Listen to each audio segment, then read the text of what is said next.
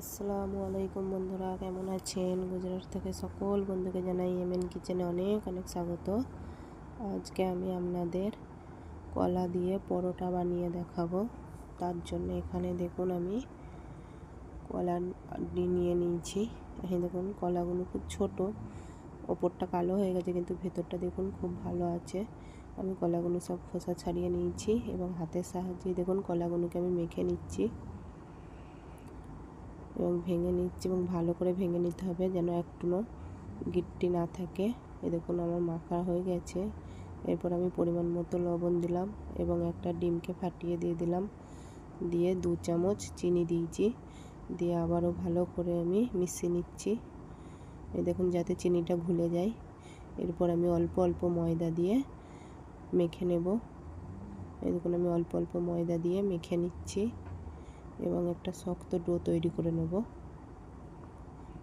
এই যে আমার অনেকটা শক্ত হয়ে গেছে। তারপর উপরে তেল দিয়ে ভালো করে আমি মেখে নেব। এই দেখুন উপরে তেল দিয়ে আমি ভালো করে মেখে নিচ্ছি এবং দেখতেও কত সুন্দর হয়েছে।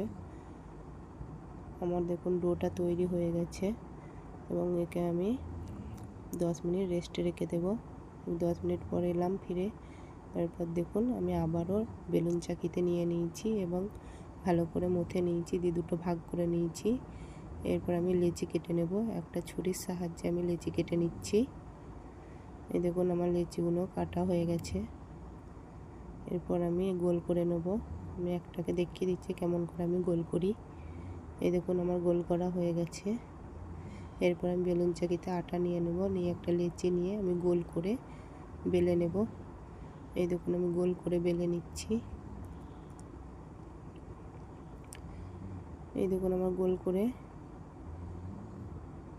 বেলা হয়ে গেছে। আমি এরপর ওপর থেকে তেল দিয়ে দেব, দিয়ে আমি এই পিঠটা মুড়ে নেব এবং সেমভাবে ওই পিঠটাও মুড়ে নেব।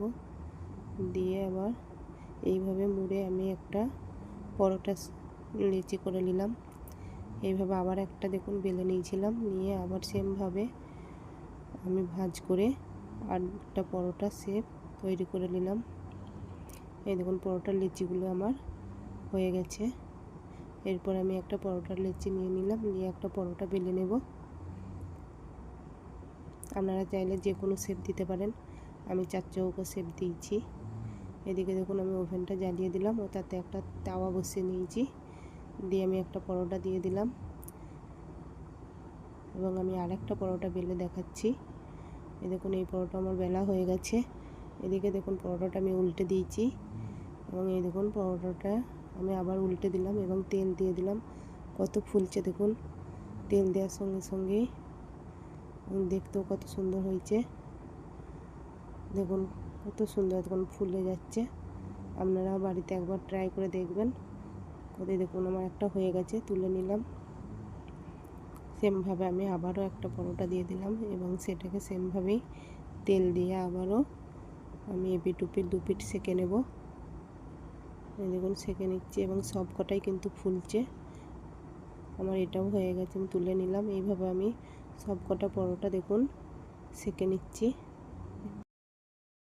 এদিকে দেখুন সব কটা পরোটা আমার সেঁকা হয়ে গেছে এবং পরোটাগুলো দেখতে কত সুন্দর হয়েছে। একটার পর একটা দেখুন কেমন ছেড়ে যাচ্ছে, কত লেয়ারযুক্ত হয়েছে। যদি ভালো লাগে তো লাইক, কমেন্ট ও শেয়ার করবেন। ভালো থাকবেন, দোয়া করবেন। আল্লাহ হাফেজ।